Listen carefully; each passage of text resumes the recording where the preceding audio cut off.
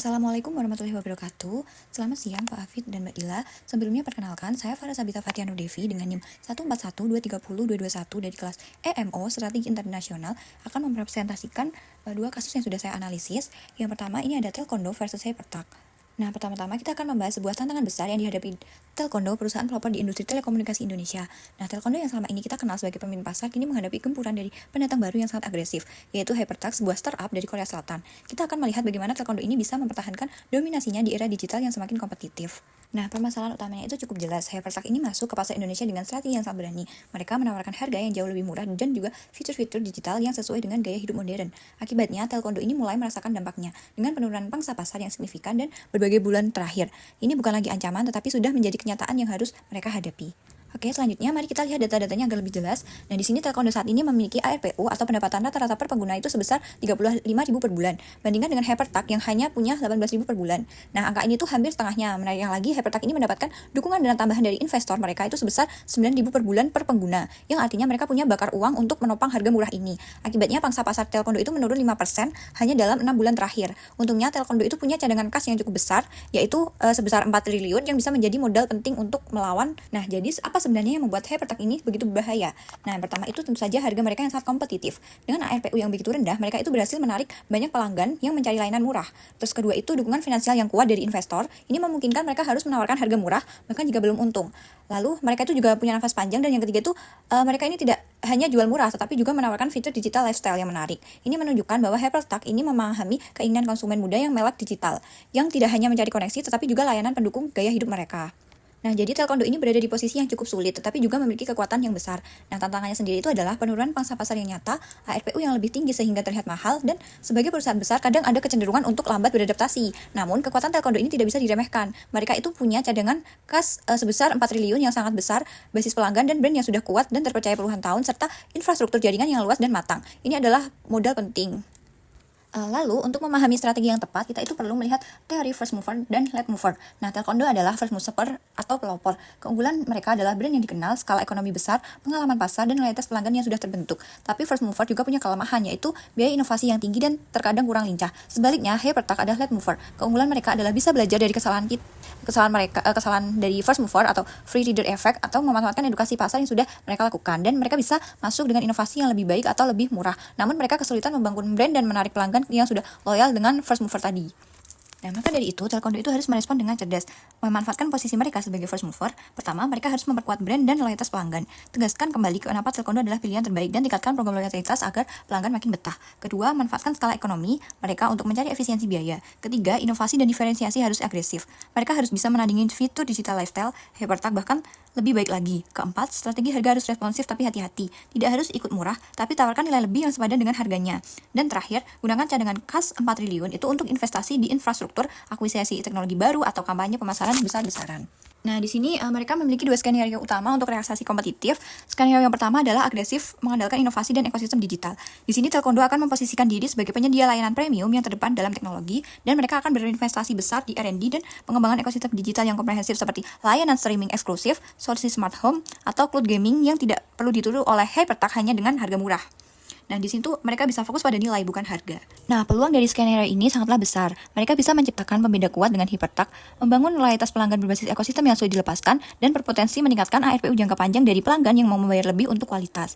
Mereka juga akan menjadi pemimpin teknologi di masa depan. Namun, ada resiko yang perlu diwaspadai, seperti biaya investasi yang sangat tinggi, waktu implementasi yang tidak sebesar, resiko kegagalan adopsi pasar jika fitur baru tidak diminati, dan mungkin kehilangan pangsa pasar dalam jangka pendek dari pelanggan yang hanya cari murah. Selanjutnya, skenario yang kedua adalah high pricing dan segmentasi pasar agresif. Dalam skenario ini, Telkondo akan lebih fleksibel dalam strategi harga. Nah, mereka akan memperkenalkan paket-paket yang lebih kompetitif untuk menandingi Hypertalk di segmen pasar tertentu yang sangat sensitif harga, sambil tetap mempertahankan penawaran premium untuk segmen lain. Jadi ada opsi yang lebih murah, tapi juga ada opsi premium yang lengkap. Nah, selanjutnya, skenario ini juga menawarkan peluang untuk mempertahankan pangsa pasar mereka, menjangkau segmen pelanggan yang lebih luas, dan memberikan fleksibilitas dalam merespon harga kompetitor. Mereka itu juga tetap bisa mempertahankan ARPU tinggi di segmen premium. Namun, resikonya juga ada. Yang paling besar adalah kanibalisasi ARPU, di mana pelanggan yang sudah membayar mahal justru beralih ke paket kita yang lebih murah. Nah, ini tuh juga bisa memicu perang harga yang merugikan semua pihak, kompleksitas manajemen produk karena banyaknya pilihan, dan resiko terkikisnya persepsi merek premium mereka. Nah, sebagai kesimpulannya, taekwondo ini berada di persimpangan jalan yang krusial. Mereka harus merespon dengan cepat dan strategis. Rekomendasi terbaik adalah mengkombinasikan elemen dari kedua skenario. Nah, mereka itu juga harus menggunakan cadangan kas besar mereka untuk berinvestasi dalam inovasi dan membangun ekosistem digital yang kuat, menciptakan nilai yang tidak bisa tertandingi. Pada saat yang sama, mereka juga harus menawarkan opsi harga yang lebih fleksibel dan terjangkau di segmen pasar yang paling rentan terhadap gempuran hypertruck. Intinya, mereka itu harus fokus pada diferensiasi melalui kualitas dan nilai tambah sambil tetap adaptif terhadap dinamika harga di pasar. Oke, sekian, terima kasih untuk presentasi kasus yang pertama. Selanjutnya akan dilanjut untuk presentasi kasus yang kedua. Assalamualaikum warahmatullahi wabarakatuh. Selamat siang Pak Afif dan Mbak Dila. Selamat datang dalam presentasi saya yang kedua dalam kasus tentang Delisio Fettuccine atau DF Food yang merupakan sebuah perusahaan makanan yang berasal dari Italia. Nah, tujuan saya hari ini adalah untuk melihat bagaimana DF Food ini berencana untuk masuk dan berkembang di pasar Indonesia yang penuh potensi. Nah, dalam sesi ini kita akan menyelami lebih jauh tentang Delicioso Fettuccine atau DF Food. Sebagai pendahuluan, mari kita lihat sekilas profil mereka. Nah, DF Food ini adalah perusahaan makanan kemasan asal Italia yang berdiri sejak tahun 1899. Nilai merek inti mereka adalah Heritage Mediterania dan gaya hidup sehat. Mereka memiliki produk unggulan seperti pasta instan, saus tomat kemasan botol, dan camilan gandum organik. Tujuan presentasi saya kali ini adalah menganalisis peluang dan tantangan ekspansi mereka ke Indonesia, serta merekomendasikan strategi yang terbaik. Mari kita melihat kekuatan dan jangkauan global dari DF Food. Secara finansial, DF Food adalah perusahaan yang sangat solid dan kuat. Mereka mencatat pendapatan tahunannya yang mengesankan, mencapai 450 juta dolar. Mereka juga didukung oleh tim yang besar dan berdedikasi dengan total 2.200 orang karyawan. DF Food sudah beroperasi dan memiliki posisi yang sangat kuat di berbagai negara maju dengan pasar yang kompetitif, yaitu Italia, Jerman, Prancis, dan Uni Emirat Arab. Ini menunjukkan kapasitas global mereka. Lalu, mengapa DF Food ini mengalihkan pandangannya ke Asia Tenggara? Nah, visi mereka itu sangat jelas, menjelajahi Asia Tenggara. Kawasan ini dipandang sebagai frontier atau pertumbuhan ekonomi dan pasar konsumen yang menjanjikan dari seluruh negara di Asia Tenggara. Indonesia menjadi target utama sebagai pintu masuk strategis, dan tujuannya adalah merajai pasar di wilayah yang dinamis ini. Alasan utama pemilihan Indonesia adalah populasi yang besar dan pertumbuhan kelas menengah yang pesat. Potensi pasar makanan instan di Indonesia sangat spesifik, sangatlah menjanjikan. Ini menunjukkan daya tarik pasar yang luar biasa bagi DF Food. Nah, ukuran pasar ini memiliki nilai sampai dengan 8,2 miliar dolar, diproyeksikan pada tahun 2024 yang menunjukkan pasar yang besar dan aktif. Nah, laju pertumbuhan pasar ini juga signifikan, yaitu tumbuh 9% per tahun, menandakan sinyal permintaan yang terus meningkat. Ini adalah peluang besar bagi pemain baru yang adaptif dan strategis seperti DF Food. Nah, dalam upaya penetrasi pasar ini, kami juga melihat adanya peluang besar untuk menjalin kemitraan strategis dengan PT Rasa Sampai Lidah. Mereka adalah distributor makanan premium terkemuka. Mereka memiliki jaringan distribusi yang luas di 30 kota yang akan sangat membantu jangkauan produk DF Food. Lebih dari itu, mereka juga memiliki pemahaman mendalam tentang pasar lokal dan logistik. PT Rasa Sampai Lidah menjadi kunci untuk mempercepat penetrasi pasar DF Food di Indonesia. Namun, masuk ke pasar Indonesia yang dinamis tentu tidak tanpa tantangan. Tantangan pertama adalah preferensi konsumen lokal. Ada dominasi makanan pokok non-gandum. Masyarakat Indonesia lebih akrab dengan nasi, bukan gandum, yang berlawanan dengan produk inti DF Food seperti pasta atau camilan gandum. Selain itu, selera lokal yang sangat kuat dengan 64% konsumen memilih produk karena rasanya cocok dengan lidah lokal. Cita rasa Mediterranean Food mungkin memerlukan adaptasi yang signifikan. Tantangan kedua adalah tingginya nasionalisme konsumen di Indonesia. Ada kecenderungan kuat untuk mendukung merek lokal sehingga merek asing perlu usaha ekstra untuk diterima. Selain itu, persaingan pasar makanan instan yang sangat agresif.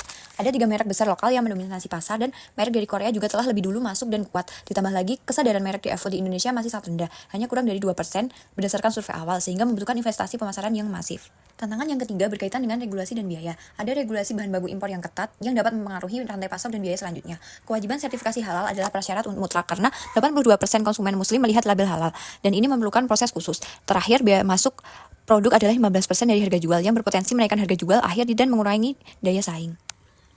Untuk mengatasi berbagai tantangan ini dan memanfaatkan potensi pasar yang besar di Indonesia, Departemen Business Development DF Food mengidentifikasi 3 opsi strategi masuk. Opsi pertama adalah ekspor via distributor, yaitu mengirim produk jadi dari Italia dan kerjasama distribusi eksklusif. Kedua, joint venture, dengan kemitraan 50-50 untuk memproduksi dan pemasaran bersama di Indonesia. Yang ketiga adalah greenfield investment, yaitu membangun pabrik sendiri di Jawa Barat dan operasi independen. Mari kita analisis opsi pertama, yaitu ekspor via distributor.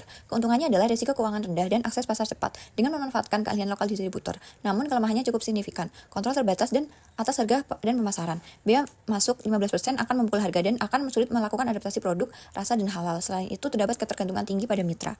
Melanjutkan analisis opsi 1 dari segi adaptasi produk dan preferensi lokal, pilihan ini sangat terbatas karena produk sudah dalam standar global. Ini akan menyulitkan penyesuaian dengan selera lokal dan persyaratan halal. Dari segi efisiensi biaya jangka menengah, opsi ini cenderung rendah karena adanya biaya masuk dan biaya logistik internasional yang berkelanjutan.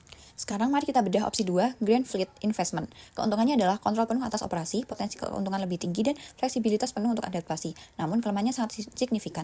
Ini adalah opsi dengan risiko keuangan dan operasional tertinggi. Diperlukan investor modal yang sangat besar dan dan proses perizinan dan pembangunan sangat panjang. Selain itu, DF Food memiliki kurangnya pengetahuan pasar lokal di Asia.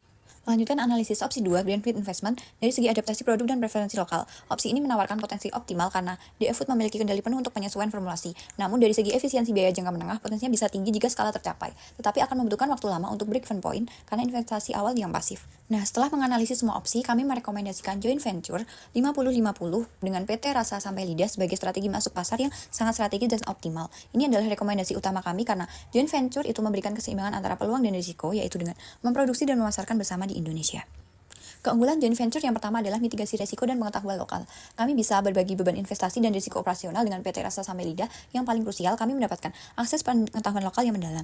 PT Rasa Sampai Lidah paham preferensi lidah lokal yang penting bagi 64% konsumen dan dapat memandu navigasi regulasi serta sertifikasi halal yang mutlak bagi 82 konsumen muslim. Mereka juga memiliki jaringan distribusi kuat di 30 kota. Keunggulan kedua dari joint venture adalah kemampuan adaptasi produk optimal dan efisiensi biaya. Dengan produksi lokal, kami memiliki kemampuan adaptasi produk optimal seperti penyesuaian rasa dan bahan baku serta memastikan kepatuhan halal sejak awal proses produksi. Selain itu, akan ada penghematan biaya signifikan karena kami menghindari biaya masuk 15% dari produk jadi dan mengoptimalkan rantai pasok lokal.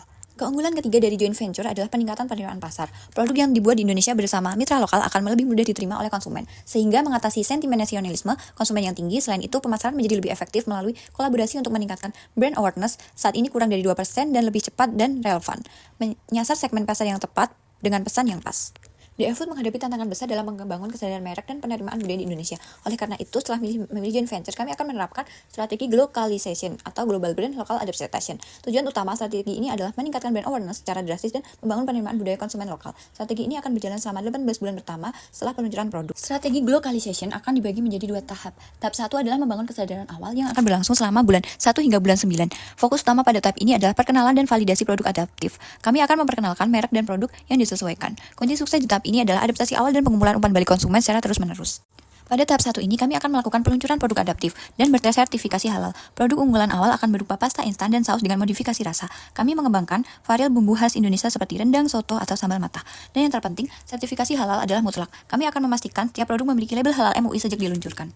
Nah, strategi pemasaran kami di tahap 1 ini akan sangat mengandalkan pemasaran digital dan kolaborasi influencer. Kami akan memanfaatkan platform utama seperti Instagram, TikTok, atau YouTube. Konten akan berfokus pada resep inovatif yang menggabungkan manfaat gaya hidup sehat Mediterania dengan sentuhan Indonesia. Kami juga akan mengundang influencer dan food vlogger lokal untuk review dan promosi otentik. Selain itu, kami akan mengadakan acara peluncuran dan cooking demo di kota-kota besar. Untuk membangun kredibilitas dan memastikan adaptasi produk yang tepat, kami akan melakukan sampling dan aktivasi di toko, menyediakan sampel produk di supermarket besar mitra PT Rasa Sampai Lidah dan melakukan in-store demonstration. Kami juga akan menjalin kemitraan dengan komunitas gaya hidup sehat dan kuliner. Untuk umpan balik cepat, kami akan aktif memantau media sosial, melakukan survei singkat, dan fokus group discussion. Nah, setelah mendapatkan data awal dan membangun kesadaran dasar di tahap 1, tahap 2 akan berfokus pada penguatan posisi dan diversifikasi pasar. Tahap ini akan berlangsung selama bulan 10 hingga bulan 18, dengan fokus utamanya adalah optimalisasi berdasarkan pembelajaran dari tahap sebelumnya dan ekspansi pasar. Tujuan utamanya adalah memperkuat kebudayaan merek dan loyalitas konsumen. Pada tahap 2, kami akan melakukan optimalisasi produk dan distribusi. Ini termasuk peluncuran varian baru produk berdasarkan analisis data tahap 1 dan inovasi kemasan dengan desain yang menarik dan relevan secara budaya. Kami juga akan meluncurkan program loyalitas pelanggan untuk mendorong pembelian berulang. Selain itu, kami akan memperluas jaringan distribusi ke lebih banyak kota dan melakukan diversifikasi retail ke minimarket, e-commerce, dan quick e-commerce. Pada tahap 2 ini, kami akan meluncurkan kampanye pemasaran terintegrasi. Kami akan membangun naratif merek yang kuat yang menghubungkan nilai gaya hidup sehat di food dengan gaya hidup modern di Indonesia. Kami akan mengembangkan konten hiperlokal dengan kampanye spesifik daerah atau kota yang mungkin menggunakan dialek lokal. Kami juga akan menjajaki kemitraan strategis seperti co-branding dengan merek lokal lain dan terlibat dalam program CSR seperti edukasi gizi atau pertanian organik. Nah, sebagai kesimpulannya, kami yakin bahwa joint venture adalah strategi paling seimbang dan realistis untuk DF Food di Indonesia. Ini akan memungkinkan mitigasi risiko, akses keahlian lokal, dan efisiensi biaya. Selain itu, pendekatan globalization adalah kunci untuk penerimaan pasar, dengan menghargai selera lokal sambil mempertahankan esensi merek global. Nah, berikut adalah rekomendasi utama kami untuk Delicioso Fettuccine. Pertama, prioritaskan kemitraan joint venture dengan PT Rasa Sampai Lidah. Kedua, fokus pada adaptasi produk untuk selera lokal dan standar halal.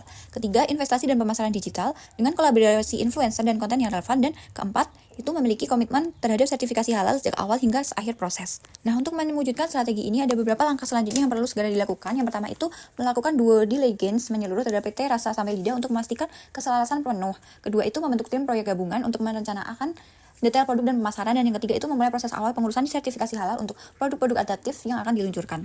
Nah, sekian presentasi kasus kedua saya. Untuk kurang lebihnya mohon maaf. Terima kasih.